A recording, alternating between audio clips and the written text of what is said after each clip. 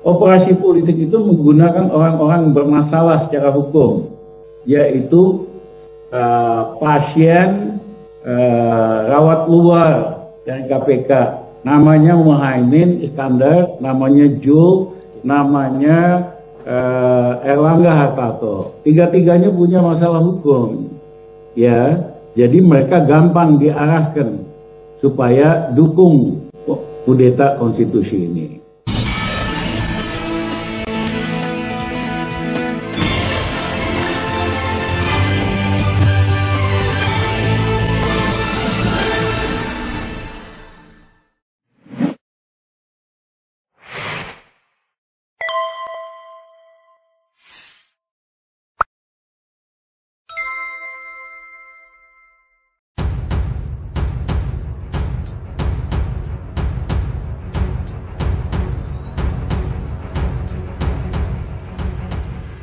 Mantan Menko Kemaritiman Rizal Ramli bercerita soal operasi politik Menko Marves Luhut Panjaitan untuk kudeta konstitusi agar terjadi penundaan pemilu.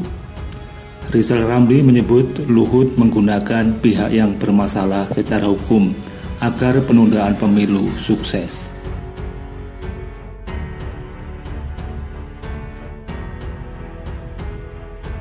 Hal itu diungkapkan Rizal Ramli dalam acara Adu Perspektif yang ditayangkan Detikcom berkolaborasi dengan Total Politik, Rabu 27 April 2022.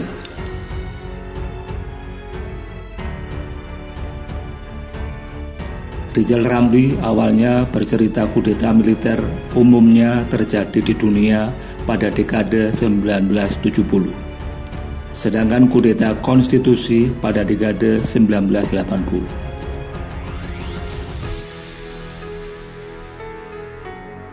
Jauh lebih gampang ubah konstitusi untuk memperkuat kekuatan yang berkuasa, otoriter dan apapun. Istilah akademisnya yaitu kudeta konstitusi, ujarnya.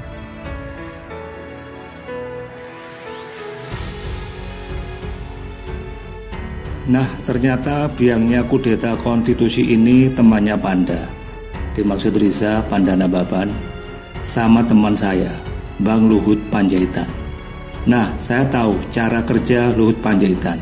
Selalu cari orang bermasalah untuk dibikin bagian dari operasi itu.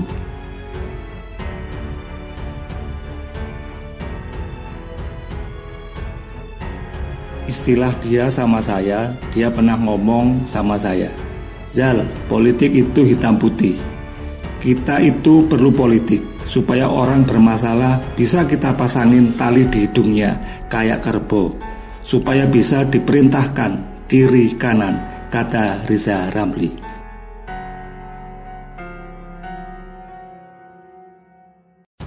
Rizal Ramli bercerita juga bagaimana Luhut ingin mantan ketua DPR RI Setia Novanto menjadi ketua umum Golkar. Inilah modus operasi daripada temannya, Luhut Panjaitan. Waktu itu dia ngotot agar supaya Jokowi pilih Setia Novanto jadi ketua umum Golkar.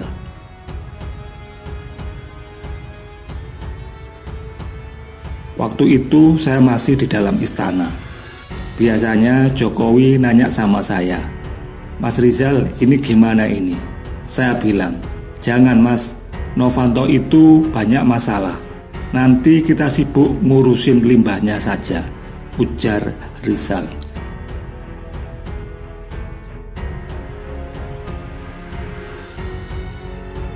Rizal kemudian menceritakan saat Luhut memintanya melobi Jokowi agar mendukung Novanto menjadi ketua umum Golkar kala itu. Namun ketika itu Rizal menolak permintaan Luhut. Akhirnya Bang Luhut ngajak saya makan siang. Zal, lu bantuin dong, karena Jokowi pasti nanya sama lu nih soal begini. Bantuin apa? Lu bantu dong lobi Jokowi supaya dukung Novanto sebagai ketua umum Golkar.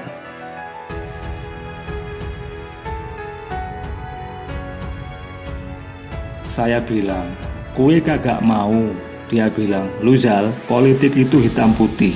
Kita itu perlu orang bermasalah supaya kayak kerbau, dipegang hidungnya. Saya bilang, "Bang, jangan samain gue sama lu. Kenapa? Emang lu otaknya kagak bener kok. Beda sama kita," ucap Rizal.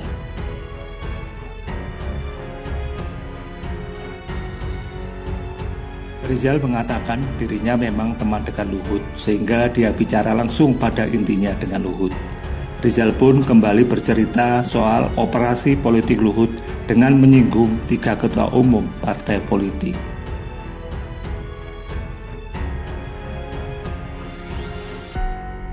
Nah, operasi politik itu menggunakan orang-orang bermasalah secara hukum, yaitu pasien rawat luar dari KPK. Namanya Muhaimin Iskandar, Zulkifli Hasan, namanya Airlangga Hartarto. Tiga-tiganya punya masalah hukum. Jadi mereka gampang diarahkan supaya dukung kudeta konstitusi ini, sebut Rizal. Namun, kata Rizal Ramli, Luhut tak berani mengaku terkait operasi politik tersebut. Rizal meminta Luhut mengakui bahwa aktor utama operasi politik penundaan pemilu adalah dirinya. Ternyata kemudian kan ada tekanan publik, reaksi publik luar biasa.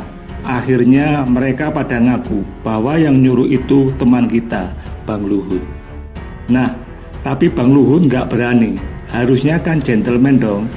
Katanya gagah berani. Ya ngakulah, memang aku otaknya gitu. Malah ngeles, kayak politisi kaleng-kaleng, imbuhnya.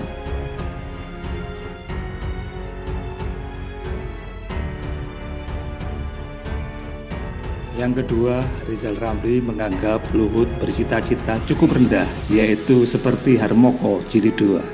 Dimaksud Harmoko di sini adalah ketua Golkar di era Soeharto.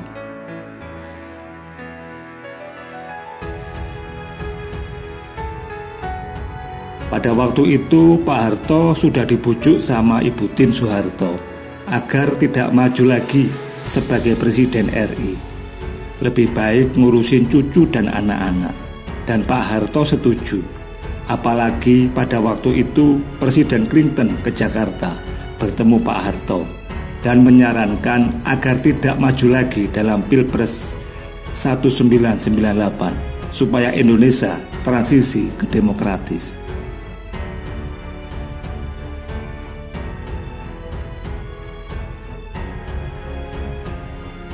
Tetapi Partai Golkar terus saja ngangkat Pak Harto harus maju lagi, nggak ada pemimpin pilihan lain.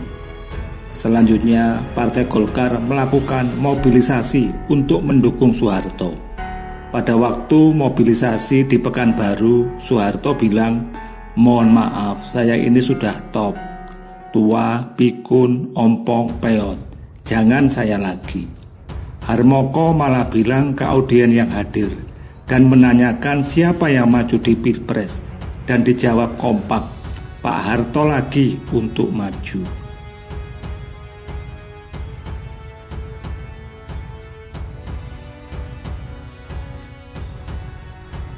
Jadi Harmoko dan Golkar ngangkat-ngangkat Soeharto dan akhirnya menciptakan tragedi 98. Soeharto harus jatuh dengan cara nggak enak. Lah kok teman saya Luhut Panjaitan mau jadi Harmoko Jilid 2.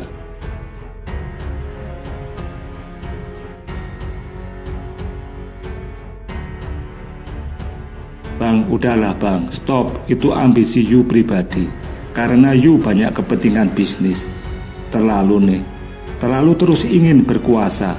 Udahlah berhenti, ujar Rizal Ramli.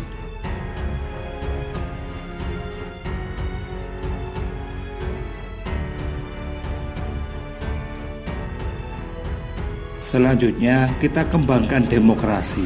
Abangkan muridnya Gus Dur sama Mahfud MD sama kita semua.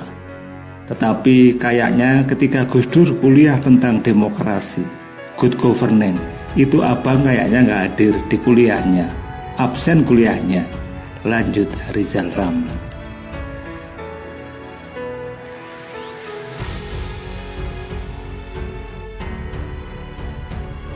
Jadi saya mohon, sudahlah, otak di belakang ini namanya Luhut Panjaitan. Time to stop, jangan ngeyel terus mobilisasi siapa-siapa. Udahlah, semua orang Indonesia tahu, you banyak konflik kepentingan dan ingin berkuasa terus secara politik. Pungkas Rizal Ramli.